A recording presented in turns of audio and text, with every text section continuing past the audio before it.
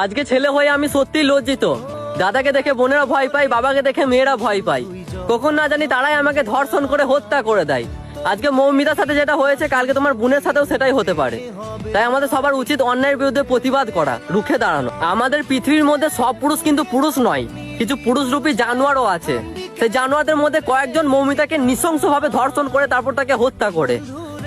মৌমিতার আঙ্গুলের নখ উপরে নেয়, তার শরীরের মধ্যে 100টিরও বেশি কামড়ের দাগ পাওয়া যায়। একটা রাক্ষস মানুষকে পেলে যেরকম ভাবে শিকার করার চেষ্টা করে, ঠিক সেরকম ভাবেই তার শরীরের মধ্যে গভীর ক্ষত পাওয়া যায়। মৌমিতার যৌনাঙ্গের মধ্যে গভীর ক্ষত পাওয়া যায়, যৌনাঙ্গ দিয়ে রক্ত বের হয়, যৌনাঙ্গ মাথার ক্লিপের দ্বারা আটকে দেওয়া হয়।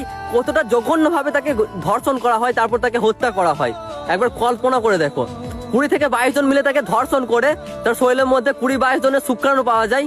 প্রতিদিন বাসে, ট্রেনে, রাস্তাঘাটে কত মহিলাকে না নির্যাতন হতে হয়। কখনো কুনি চলে যায় প্রাইভেট পার্টে, কখনো একটা অশ্লীল ছোঁয়া।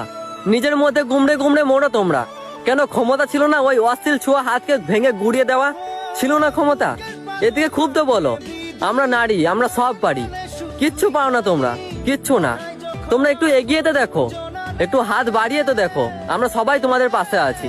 দেখছো না আজকে মৌমিতার পাশে গোটা পৃথিবী দাঁড়িয়েছে, অন্যায়ের বিরুদ্ধে প্রতিবাদ করছে। আমরা সবাই তোমাদের পাশে আছি।